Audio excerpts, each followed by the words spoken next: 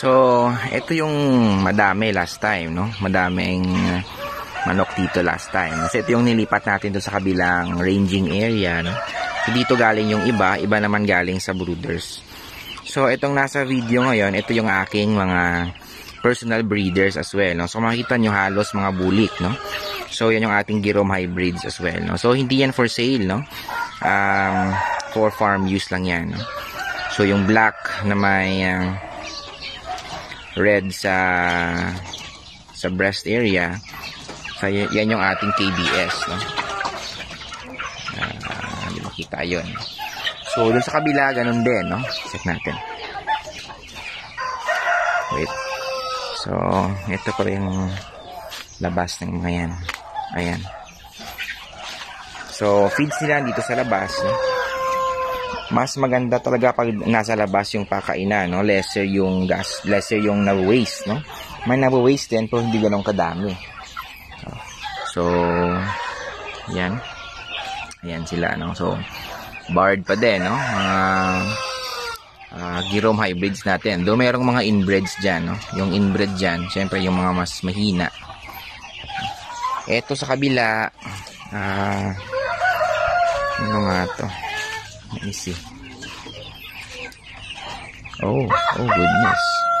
So, nagkain na yung iba, no? We'll see kung buhay pa yan mamaya. So, eto, ano nga ito?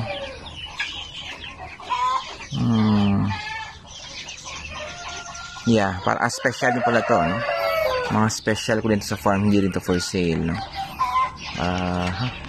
Kagabi lang to nilipat, so hindi pa ganun kaano. Hindi pa sila naka-adjust properly. Ang lamig pa kasi actually ngayon, malamig. Kinakatakutan ko yung isang naked na kinain nila yung puwet, no? We'll see later. Anyway, dito sa kabila, syempre additional breeders din to ng farm. Ayan. Oh my goodness. So that's the problem again, cannibalism. Ayan. Ito na kinakain yung puwet ng isa. Ayan. So kapag ganyan, ginagawa namin yan is kung hindi pa too late, no, nag-spray kami sa puwet ng mga yan ng wound heal, no, para hindi kainin nung iba, no? Tapos kung medyo malala na at times, ginagawa namin dyan is inaakyat sila at saka sineseparate, ina-isolate, no? So yun, minsan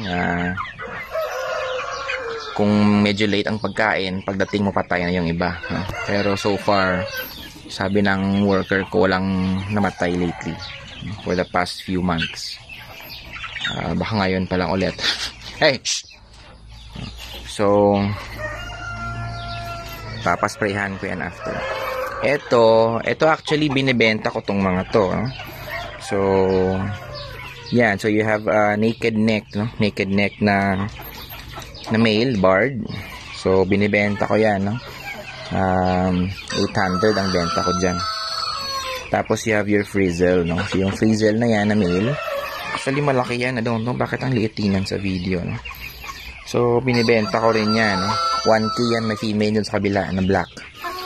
So yung iba, so andyan lang yan sa 800 as well, no? Around 800 yung mga medyo malaki-laki na. Yung maliit, so syempre medyo mura-mura. And dito sa kabila,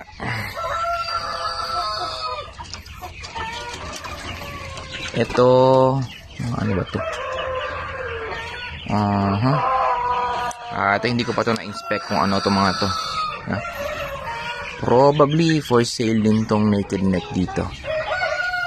Kaya dito sa bila, ito sure nga for sale, no? So, kasi na-inspect ko to kahapon. So, ito sila lahat na hindi to part ng breeding program ng farm. Pero, na-notice ko, mas maganda sila, no? Kumpara sa iba. So, yung mga standard size there, yung mga okay na size, 500 ang benta ko dyan sa kanila, no? So, most of them nag-range from 700 grams to 1.2 kilos, no? So, ayan, no?